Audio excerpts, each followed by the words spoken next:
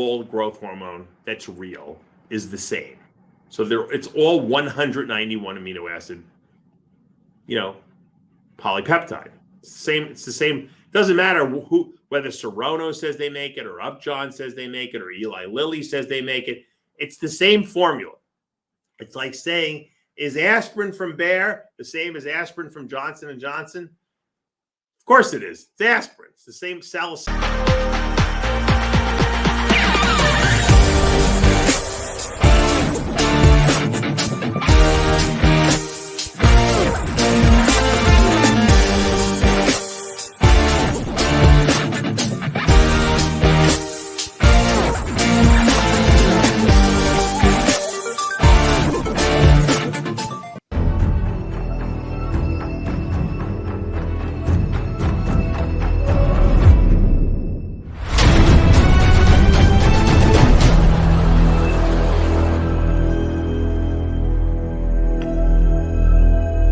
I created Species Nutrition with one mission in mind: to provide bodybuilders and serious athletes with no-nonsense supplements that work.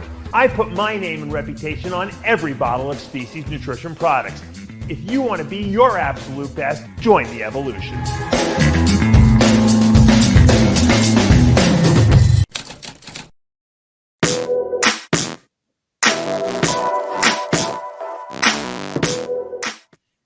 RX Television, RXMuscle.com. This is Ask Dave, your 30-minute question and answer show with Dave Palumbo. Whatever's on your mind, bodybuilding related, non-bodybuilding related, it is all on the table. We go right to the questions. The first two questions on this show from the Dave Palumbo Experience app. First question. Dave, we've got a lot of questions about your rotational diet recently. When you use your rotational diet, the days with carbs, how do you know the amount of carbs a person needs, grams of carbs? It's a good question. And, on my Dave Palumbo Experience app, I have not only all my writings and all my videos, but I put up all my diets and off-season pre-contest, so people can access that. It's like a library of all my stuff that I've done over the years. Not to mention that we put up a workout every week, and I answer everyone's questions in an open forum, so everyone sees everyone's questions, everyone's answers. It's a good learning experience, and I do a Q&A video different from Ask Dave that goes up on the app. So if you want to join there, it's $29 a month, and you can download that at your Android or iTunes store. Now, the rotational diet is the diet I start most men on, which is some days of carbs and some days just protein and fats. And the amount of carbs that I start people up really is dependent on the person's size, metabolism, how much body fat they have to lose. I mean, it's an important consideration. You can have a fast metabolism, but if you have a lot of fat to lose, you might need to eat less carbs. Whereas if you have a slow metabolism, but you're not really that, fat, you still might not be able to eat that many carbs because you just might not be a carbohydrate burner. So more than likely, most people start off at about, I would say, 40 grams of carbs, over at least they're around 160 to anywhere from 160 to 240 grams of carbs per day. Most people under 200, I find, because I usually give, a high protein component as well. And then obviously on the off days where they're not eating carbs, they're eating more fat. So calorically, the diets are pretty similar. And once again, it's really a guessing game. And, when you do this for a long time, and I think it's important to know, I always use Chris Aceto as the perfect example. Chris is like the quintessential old Italian grandma chef that doesn't know even how much of each ingredient he throws into the pot, but it tastes delicious when he's done. That's called experience. He's been doing it since he's 19 or maybe even younger. The more you coach people, the more you're going to be able to just look at someone, see their metabolism after talking to them or reading their email, know pretty much where to start with them. I gave this one woman a diet, and I knew it was perfect for her, and she went ballistic that she was not going to be able to function. There wasn't enough food, and it was really more food than I usually give women, believe it or not, because I know her personality. And I said, fine. So I changed the diet, and I gave her more food. Because we were 18 or 20 weeks out from the show. It didn't matter. And she couldn't even eat all the food. She couldn't make it through the first week eating all the food. And I said, I told you it's a lot of food you asked me for. So I cut back the food. She was still eating more than I told. Eventually, after 2 weeks, she was down to the original diet I gave her. And she realized that it was a perfect amount of food. And why did I know how much food she needed? Because I just have a good eye. And I've been doing this a long time. Obviously, the macros are something that you have to learn. That's the science. But once you got that down, a lot of it's going to be intuition and just assessing who you're working with. And, there's nothing wrong with changing things around, because that's what the great thing about a diet. As long as you're an active participant in the diet process as a coach, who cares if you give them a little more? You want to if someone's complaining that they think they don't have enough food, give them more food. When they see they're not losing weight, they'll take it away. So, you can change it. It's not a static diet. So. Second question, again, from the Dave Palumbo Experience app. Question about MCTs. Do they have any place in the diet? Your general thoughts on MCTs? Right.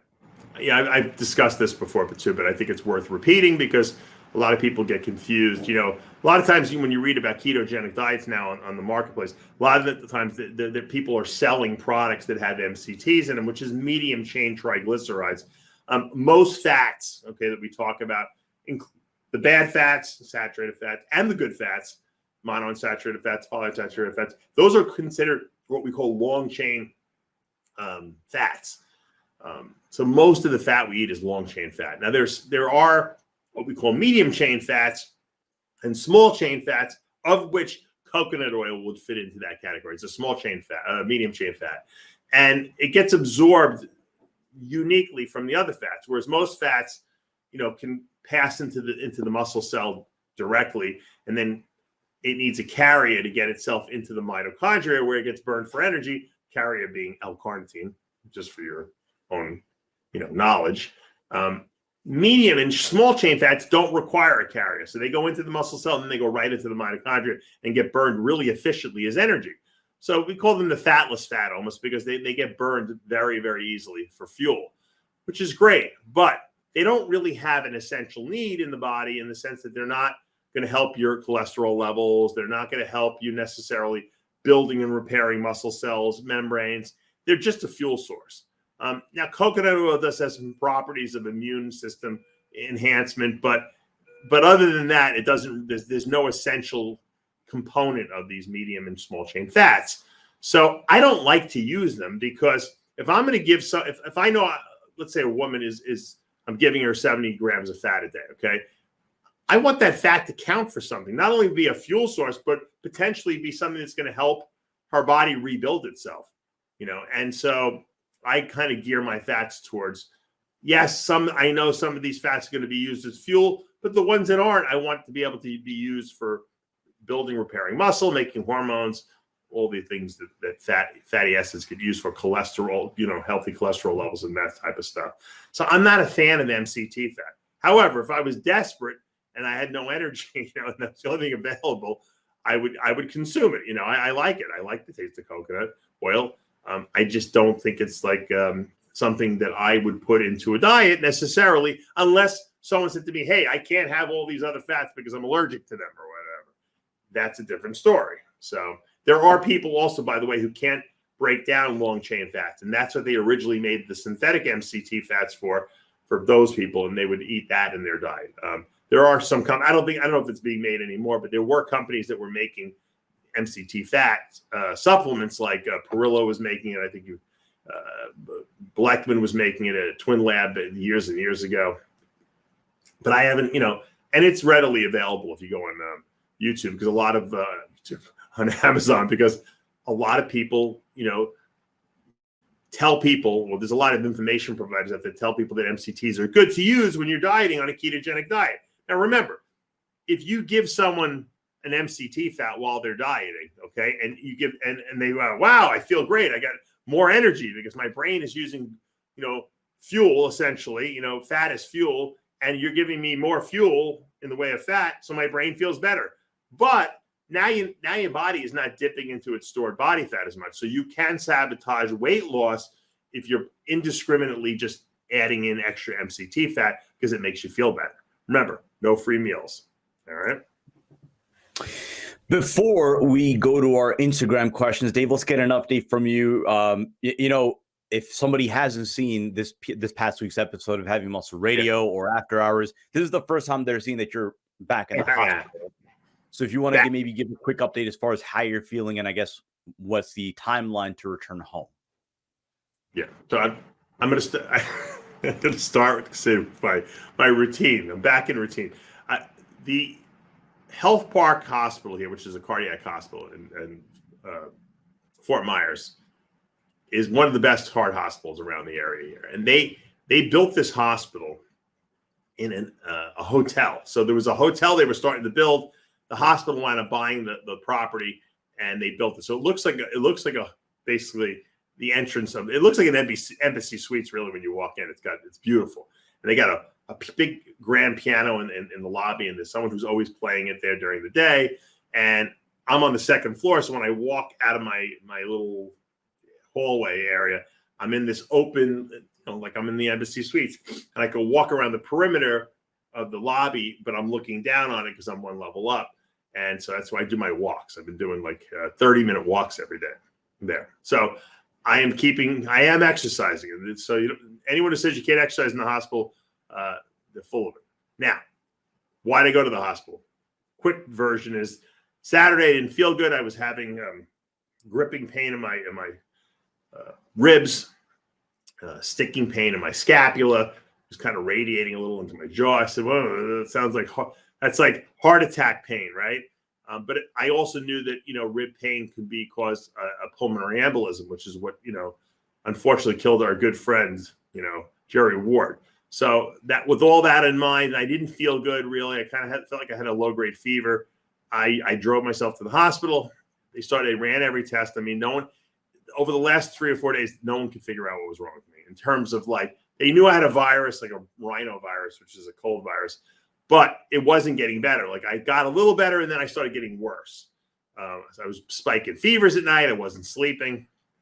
So eventually, of all the tests they did, the one where I just spit in the cup, where I coughed up some sputum and I spit in the cup, they cultured that, and that came back positive for a bacteria known as Pseudomonas. Pseudomonas, could be a very, lethal bacteria in large amounts, like people who get like Pseudomonas infections on a wound or something like that. Not something you want. Now, I obviously have a very small pocket of it somewhere in my lower left lung. Now, originally, whatever was causing my rib pain was being caused by my lung that was filled with a little bit of fluid. It wasn't inhibiting me from breathing at all, but I guess it wasn't allowing it to inflate properly. And when you can't inflate your lung properly, you'll feel rib pain. I never had this, so I didn't know that, to be honest with you. I don't know everything. So I guess when I got to the hospital, the virus started, I got over the virus, and then in hospitals is where you pick up Pseudomonas, believe it or not. You can't most people are not going to pick it up in their house or at school, from kids. It's more of a hospital-borne, a bacterium. So I don't know if I picked it up here secondarily, and then I got, a secondary infection, but they found it. And there's only 2 antibiotics they can give. And I talked about this on After Hours. One is called Levaquin, which is one of those quinolone antibiotics. Now, they work really effectively, but the problem is they can lead to tendon and ligament tears, mostly tendon tears. And a lot of people, if you talk to a lot of bodybuilders, there have been people, I know a lot of people who've torn tendons. I almost tore my calf years ago on it, and I never used it again. Also, I just had an aortic aneurysm repair that's contraindicated with that because it weakens connective tissue, obviously. So I can't use the oral Levaquin. The only other option is a cefepime, which is a cephalosporin, but it's by IV only. So I got to do 3 doses every day of the stuff. So I'm on my second day of doing it. I feel a lot better, obviously, already.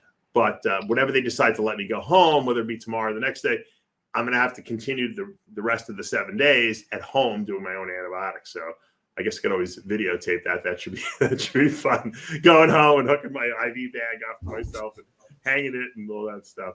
But supposedly that, and they're doing what they do is something called susceptibility test to make sure that the antibiotic is effective actually against whatever I have growing in me. So assuming that comes back, which I assume it will, later as being effective, I'll either go home tomorrow or the next day. At this point, I'd rather just stay here as long as possible so I don't have to do the stuff myself at home and let them do it here 3 times a day. And that's it. I'm stuck here. You know, sometimes, you know, if you have problems, and I know my body very well. I would never go to the emergency room if I didn't think something was wrong. Obviously, thank God what I thought was wrong was not wrong. I thought I had a serious problem going on. Now, bacteria infection can be a serious problem too. I mean, I have essentially walking pneumonia. Didn't even know it. You know, obviously, if I could walk for 30 minutes around the hall at a fast pace, it's not affecting my breathing. But had I ignored it and had it grown inside of me, it could have become a major, major problem. Because once that stuff gets systematized in your bloodstream, it goes everywhere, and then the death rate goes up really, really fast after that. So the take-home messages, guys, if something doesn't feel right, check it out. It doesn't hurt to check it out. Always, even if I make fun of Jimmy Bellecci and Lee Priest because they're always going to the emergency room because they're like hypochondriacs. But you never know. If something doesn't feel right, check it out. And, you know, I don't want to spend, you know, time in the hospital, but if I have to, I don't care. I'd rather be safe than sorry. I don't want to get my family sick too. So that's where I'm at. Wise words, and continue prayers, and hopefully you're going to be home soon once everything checks out and clears out. Let's go to our Instagram questions. Again, if you're not already following us on Instagram, official_RX Muscle. If you're watching us for the first time here on YouTube, we welcome you. We ask that you subscribe below, hit the notification bell. If you like what you're watching, hit the like button, comment below. And as always, we appreciate all of your support. Question from Nako Nakov about Test Enanthate. Why is it that I take it and I blow up like a squirrel? Well, I can answer it in 2 ways. First, be happy that you're blowing up because obviously the stuff is probably real. That's a good thing. Secondly, some people are very fluid sensitive, meaning that when they take testosterone, especially long-acting testosterone, they're going to be in their system all the time, which are the best ones if you want to build muscle, right? So a lot of people convert a lot of that testosterone into estrogen. And estrogen's one of the things estrogen does in the body is it raises aldosterone levels and it causes more fluid retention. So in people who are very sensitive, in people who have higher body fat levels, in people who are more eating high carbs, who are glycogen loaded, they're going to get really, really blown up from taking any kind of aromatizing anabolic steroid, whether it be Test Enanthate, cypionate, dianabol, anadrol, whatever, anything that aromatizes at a high level, that means converts to estrogen, you're going to have a fluid retention problem. Now, when you're leaner and you have less body fat and you take the same drugs, even if you aromatize and produce a little bit of estrogen, you're not going to, number one, produce as much because the fat cells are what is where the aromatization process happens. And you might not notice it. It might not look quite as bad. So my suggestion is, if you just hate the way you look on testosterone, it's probably because you're starting out with a higher level of body fat. My suggestion would be to try to bring down your body fat before you go on a cycle of testosterone, especially if it's doing that. Or don't use testosterone, but then you're also not going to get the muscle gains that you get from testosterone. So it's a catch-22. Most people that I see that don't look good on testosterone is because they have too much body fat in their body. And they can't even see the definition, or they can't see the effects of the muscle that they're growing because they are so bloated and so overweight. So try to keep body fat levels low. Let's go to Lucas. Any remedies for flared ribs? Flared ribs? Flared ribs. Sounds like a food item that you would consume. I don't know what flared ribs. I guess he means like if your ribs stick out a little bit, put more muscle on. Cover them with muscle. When I first started bodybuilding, and when I was a runner, I was, I had starved myself down to like 100, 38, 140 pounds. And I was so proud. I was as proud when I got down to 138 as I was when I hit 300 pounds as a bodybuilder, because it took a long time to get down that low. And, the lighter you are, the faster you run. So when I started bodybuilding, I think I got up to I think it was up to 175 after 6 months. Because a lot of that, once I stopped starving, I gained back a lot of muscle that I probably had lost.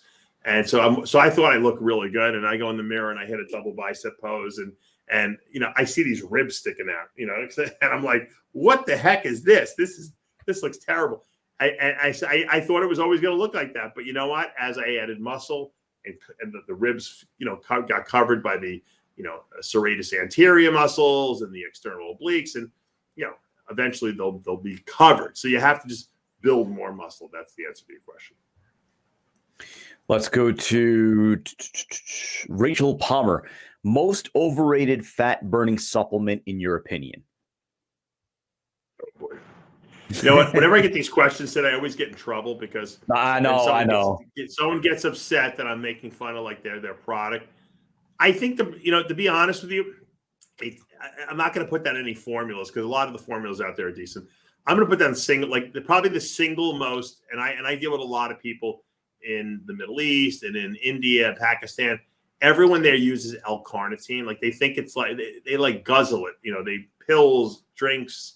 They think it's like some magic fat burning ingredient. And it is ironic that I talked about it earlier in the show. What L-carnitine does inside the muscle cell is it transports long chain fats from the inside of the muscle cell into the mitochondria, where then they're oxidized or burned up for fuel. But the body has pretty much as much L-carnitine as it needs. Now, there is some evidence to show that if you supplement with a little extra L-carnitine, that it can help facilitate some more fat burning. It's by itself, it's very a weak effect. When you combine it with like other fat burners that have like green tea extract and all the different fat burners on the market, a little caffeine, you start seeing a synergistic effect. And that's why you see multiple ingredients in most fat burners. But I think that the biggest scams are the ones where they sell these single ingredient. And the reason they do that is because it's cheap. So they don't even put the acetyl L-carnitine, which is a much probably more biologically active and effective and absorbable form of L-carnitine. They don't even put that in there. They just put plain L-carnitine. They sell it, probably costs $1.50 to make the bottle. And they sell it for $25 or $19.99 on some, late night infomercial. People buy, 4 bottles of it because if you buy 2, you get 2 free. And we'll throw in the free T-shirt with it, and it's, to me, I laugh when I see those commercials. But a lot of people buy that stuff because late night buying is where it's at. But that's the reason they can do that, offer all those, is because they're putting one ingredient in there, which is cheap. And they do that, and it's not just L-carnitine. I've seen other silly single ingredient type formulas like that on infomercials and on the internet and on Facebook and Instagram ads. Beware of those. If someone promises too much, it's probably bullshit. Let's go to Bodybuilding Expressionist. We have been getting a lot of questions, interestingly enough, obviously about keto, about carbs. Before you do a keto diet for a prep, should you do a balanced clean bulk? Balance meaning good carbs, good fats, lean protein, and so on. So off-season weight doesn't get out of control. I'm about 185 pounds, and probably 10, 15 pounds away from my stage weight as a natural bodybuilder. Could I run keto for 12 weeks to get that 10 to 15 pounds off? I mean, if you're a bodybuilder, why would you eat a terrible diet in the off season, and why would you get super fat? It's not part of what you do, right? So, I mean, to answer your question, yeah, of course you want to eat a good diet. Of course you don't want to walk around a fat slob, before you start dieting. But sometimes people get out of shape. Stuff happens. They can't get to the gym. They wind up eating the wrong foods because they're on the road and their job requires they travel a lot. And for people who have a lot of body fat in their body and they want a quicker transformation, the ketogenic diet works amazing. And that's why I use it with a lot of my clients. It's very successfully. And I don't just work with athletes. I work with a lot of professionals, doctors, lawyers, people who, hospitalists, people who work in, administrative roles, because those people, don't have time to think for themselves. And so it's a popular diet. Plus, they have to be able to function at work. And ketogenic diets work really well like that because they don't require that the brain have a glucose source. They burn fats as fuel, ketones essentially. And so your body doesn't run out of fat. And So it doesn't run out of a fuel source. So the brain feels better on a ketogenic diet. So do you have to do a ketogenic diet? No. Can you do a ketogenic diet and get great success? Yes, absolutely, as long as you're structured and follow the rules. High protein, moderate fat, very low carb. Maybe a cheat meal once a week. That's usually the way I structure it. Can you get away with doing just a low carb diet? Yeah, sure, but you're not going to feel as good. So for most people who want to feel good but drop a lot of weight, ketogenic diets work really well. Let's go to MCTs, hand numbness and GH. Is it dose dependent? Pharmacy versus generic? Timing of dose, causes of hand numbness relating to GH. Yeah. Theoretically, all growth hormone that's real is the same. So it's all 191 amino acid, polypeptide. It's the same. Doesn't matter whether Serono says they make it, or Upjohn says they make it, or Eli Lilly says they make it. It's the same formula.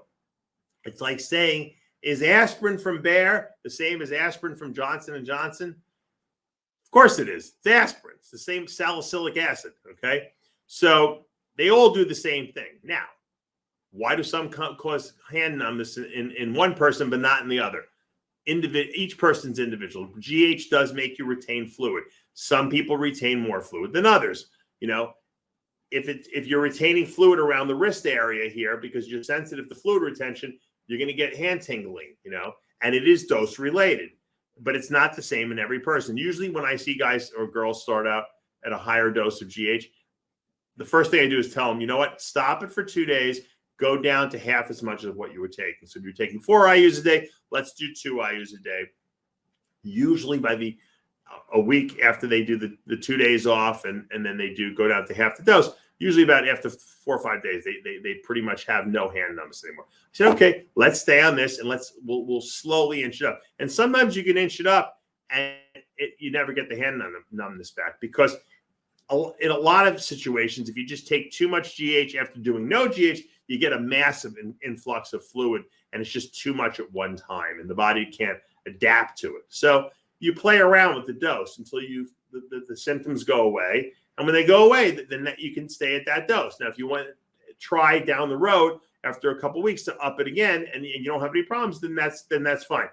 The good news is that if you're getting hand numbness from your GH is probably real. So in today's day and age, where probably 50% of the growth hormone on the market is fake, and I know this because I sell growth hormone testing kits on DavePalumbo.com. I would say that's a good sign. If you it doesn't mean you can't use this stuff. It just means you're gonna have to use less of it. Let's go to Alexander Nguyen. Coach, would any of the former Mr. Olympia winners on their best look win today's Mr. Olympia? Maybe not from the 70s, but starting with Samir Bannout or Lee Haney. A lot of quote-unquote fans, in his words, nowadays only see size, and they say Dorian 93 will be a top 5 finisher today, or Haney 1991 would be too small for these guys. Dorian would be Mr. Olympia, no doubt, easily. Ronnie would be, the king of kings. Yeah, and Jay would be Mr. Olympia, and so would Phil. Haney would be Mr. Olympia too. Did he have like slightly weak arms and calves? Yeah, but no one has calves today anyway. And Haney would have just jimmied up the arms like everyone else does today, and he would have been fine. He'd have the best back of anyone competing today anyway. He had the best back then, and so I have no doubt that the Mr. Olympias of the past would have no problem winning the Mr. Olympia now. And I only say that because we're in a weird transition period. I think we're going to get another Mr. Olympia that's going to take the game to the next level. I just think we haven't got there. And it always happens like this. If you remember when it was transitioning between, when Dorian retired, then you got Ronnie, that was a clear Dorian left, Ronnie came in. When Haney retired, you had Dorian right there, on nipping at his heels, so to speak. But when, Jay lost the Olympia to Dexter, people kind of knew Dexter was a great bodybuilder, but he wasn't size-wise dominant. And they figured as soon as someone came back who had more freak factor than him, which was, yes, Jay came back and won another Olympia, but then ultimately Phil came in and took the title. Phil was that, crazy, freaky guy. but there was kind of a lull in there for a while. And for a while, there was before what's his name won the Olympia, before Sean Roden, beat Phil, it was a lot of just older guys there. There were no new guys coming up, and everyone's like, I can't believe all the guys are like over 40 years old. And Roden, won the Olympia at over 40. I mean, if you think about it, same thing would happen with Chris Dickerson when he won the Olympia. He was like, I think he was like 50 or something like that, or 40, late 40s, 46 or something like that. So there's always going to be little dips, and then they're going to, we're going to come back. I think we're in a little dip now because Rami's physique kind of got a little old looking, and now Hottie stepped in there. I don't think Hottie's the kind of guy that can maintain the title for more than a year or two. I think then we're going to see like the Samson Dowdas step up, or the Andrew Jackson, or maybe even someone that we're not even aware of, Nick Walker. But I'm saying maybe there's going to be a new guy that comes out of somewhere that we're like, holy mackerel, this guy is the next big thing. And that's just the way it goes. The sport goes in cycles. But if you think about the top Olympia guys of all time right now, if they were competing, I think most of them would probably win. Where I just see the one. Oh, here you go. RJ MCC. How long completely off to quote re-sensitise androgen receptors after many years of continuous AAS? Also, best wishes on a speedy recovery. Thank you for the best wishes. Good question. If you've been on, let's say someone's been on 10 years straight, never took a break. How long would they have to go off to resensitize their receptors? Well, the answer to that is surprising probably, but it's probably the same amount of time as someone who's been on for 20 weeks. Because it doesn't take that long to sensitize androgen receptors or resensitize them. You have to do it. Guys just don't want to do it. They don't want to go off. They're like so mentally, weak that they can't stop. They got to take bridge the gap. They got to take some testosterone replacement therapy, or they got to do Anavar. If you go off for 8 weeks, the first 4 weeks is going to be easy because you're going to still have a lot of stuff in your system. You're going to be still taking some HCG and Clomid, which is going to raise your natural testosterone. But you go off for the 8-week period I talk about. By the time you go back on, your androgen receptors are resensitized, no matter how long you've been on. So don't say to yourself, oh, I'm already screwed anyway. I can't fix myself. No, that's not true. Just go off. The best thing you can do, especially if you're not making progress, you're not making the gains you want, or you feel like your body is stale, go off, resensitize. I'm telling you, you're going to have great results when you go back on again. Let's go to kind of some good questions here. All right, here we go. Again, Pipes, wishing you all the best. He says, hopefully this will be your last hospital visit for quite some time. After the real Parabolan is discontinued, did you ever see the Finaplix pellets conversion kits? That trenbolone was pretty powerful stuff, but the Tren coughs and the PIP were absolutely horrible. Well, what happened was Parabolan was still present for quite a number of years, even after the trenbolone or the Finaplix, conversion stuff started popping up. I had a friend who would make it for me. I'm not going to say his name, but he would get the Finaplix pellets, grind them up, do the whole separation process, and they were really clean bottles. And once I started using trenbolone acetate, which I had never used before, this was probably halfway through my career, I realized that this stuff worked incredible, and I liked it better than Parabolan. So I just stopped using it because Parabolan was very expensive. So people still continued to get it for a couple of years after that, and then it just stopped. And because no one was using it, everyone was using making their own Finajet out of the Finaplix pellets, which were really just pellets they would inject into cows' butts. They had 1 million fillers on it. You had to take those fillers out if you wanted to use it. But I knew nut jobs. I knew people that would grind these things up and try to snort them. They would just throw them in oil with no sterility and try to suck it up without taking the binders and glues out. A lot of people got infections from it. It was a mess. So not all the Finaplix, Finajet that was on the market at that time was done correctly. Nowadays, no one makes them from the pellets. They buy the pure trenbolone acetate powder from China, and that comes in, and it's much easier process. So you're getting more consistent, trenbolone results and less problems with the cough. Well, the cough is just intrinsic to the drug itself, but you're not getting infections and you're not getting the pain, the next day. Because if you don't take all those binders and glues out and you start injecting that stuff, you're going to get a lot of like foreign body reactions, infections and stuff like that. And people were doing that back in the day because no one knew what they were doing. And people are so stupid and so cheap that they would try to make their own injectable solutions out of the Finaplix tablets. I knew one guy that was so crazy that he ground up the Finaplix tablet, mixed it in like some I don't know, with testosterone or something like that, put it in a syringe and took like an 18 gauge needle and injected it into himself. This kid had such a bad infection, I can't even tell you. And I guess his body eventually absorbed all those the pellet pieces that he injected into himself, just like a cow would. But there was a tremendous amount of scar tissue laid down wherever he did it. So the moral of the story is don't cheap out, spend the extra money and get the real stuff. Nico Cantemir, a long time ago when you wrote for a magazine, you would remove the salt for 24 hours before turning off the water. And now you lower the salt, but you don't remove it. Why have you changed this? Yeah, I talked about this before. I found that by pulling sodium, a lot of people really flatten out. I'm one of those people, by the way. So I never pulled sodium on myself. Early in my career I did, but it always flattened me out. And I always find that the diuretic takes care of, any kind of salt you're eating anyway, even if you ate a little bit extra. So on the Friday before a Saturday show, I don't limit sodium. I just tell people, I don't eliminate sodium. I just tell people don't add tons of extra to your food. That's all.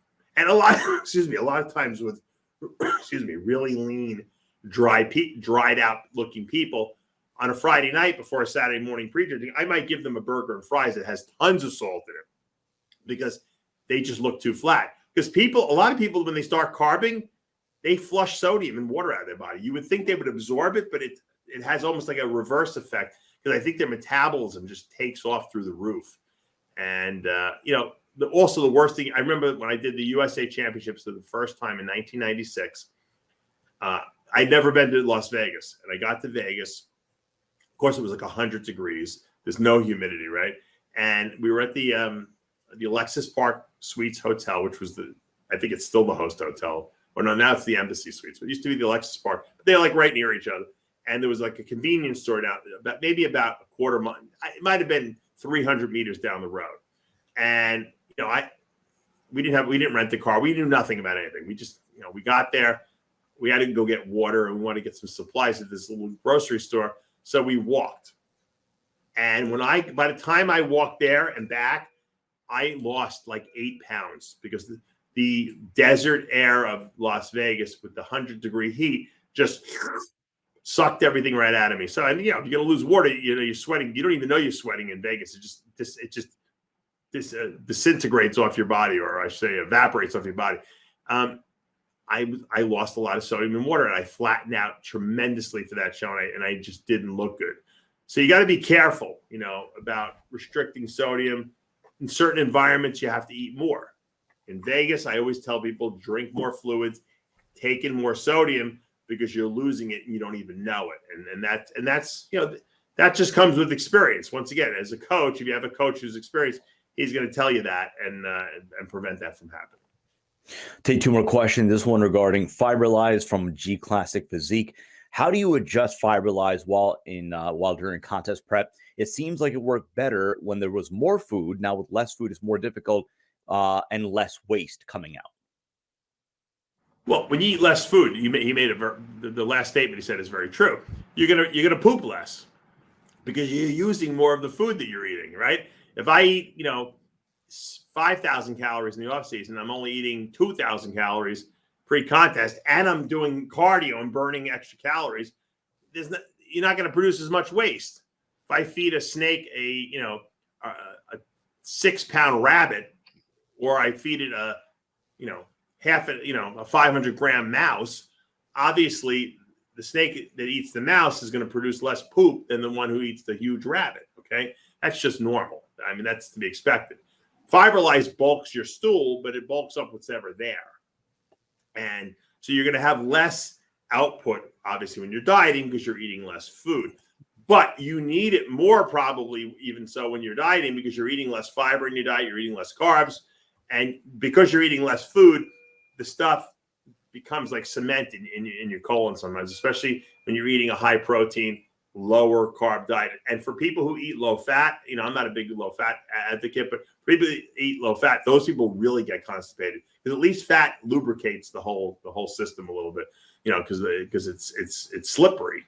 But you have to take a fiber supplement. If you're a bodybuilder, fitness, bikini, well, it doesn't matter what division you're eating 6 times a day, 4, 5, 6 times a day, and you're dieting on a regular basis, you have to take a fiber supplement. Take one more question. This one, TRT related, from Raul Fate. Can you stay on TRT rather than come off completely, but still be fertile? So I guess you want to discuss the links between TRT and fertility, and I guess maybe if your protocol comes into play in such an equation. I get this question all the time, Sid, because I give out my baby making protocol or pregnancy protocol, whatever I call it, all the time. And I'm probably responsible for hundreds and hundreds of babies that have been being produced over the last several years, just because a lot of people just are having trouble having kids. And I don't know if it's bodybuilding related because of the anabolics, or it's just the fact that, they're sterilizing our society today, because I help people who aren't even bodybuilders, who don't even take drugs, and they can't get their wives pregnant. So, the question is, can I stay on TRT? Because obviously if you're on TRT, testosterone, whether it be 100, 200 milligrams a week, you're going to have a better sex drive, and it's going to make the process a lot easier, mentally. And so the answer is no. Okay. Now, the reason the answer is no is because when you're on testosterone, it shuts down the production down there in your testicles. And you want to produce testosterone in your testicles because that bathes those Sertoli cells down there that make the sperm. Okay. If you take an injection of testosterone and now your body's not producing it in your testicles, there's no testosterone that's stimulating sperm production in your testicles. It's watered down throughout your whole body. Do some people get their wives pregnant while on my pregnancy protocol and TRT? Of course. There are people who get their wives pregnant on a cycle. I don't know why it happens. They get lucky. I can't figure it out. I know Ronnie Coleman had a few of his kids while he was on cycle. So, but we're trying to maximize the odds. And for most people, and believe me, trying to have a baby ain't fun. It's not. It sounds like, oh, great, we get to have sex every day. This is going to be wonderful.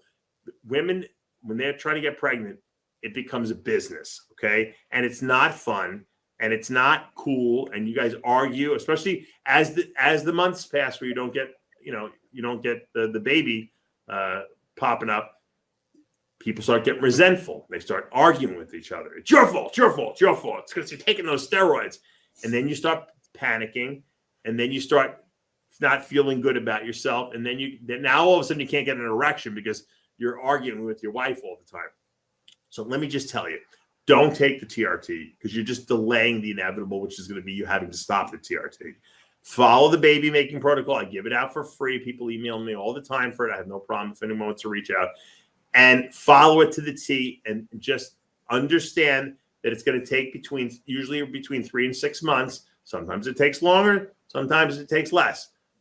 But if you do it religiously, it will work. It hasn't been one person that I haven't been able to help on this. Some people, it's taken a little longer than expected, but it always works. And most of the time, the problems exist because it becomes a mental game, and people become mentally abusive to each other. I know it's hard.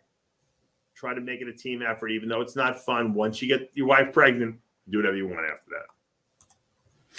That's going to do for this episode of Ask Dave. Reminder, right now on the channel, all new episode of After Hours. And then, of course, Heavy Muscle Radio from this past Sunday night with Dave and Chris Aceto's breakdown of this past weekend's New York Pro. This upcoming weekend, of course, is the Cal Pro, where we expect to see Tony O'Burton again, as well as Stu Sutherland 1 and 2 at this past weekend's New York Pro. And then, of course, tomorrow, all new episode of Iron Rage with Lee Priest. For Dave Palumbo, I'm Sadiq Faruqi. We'll see you next time.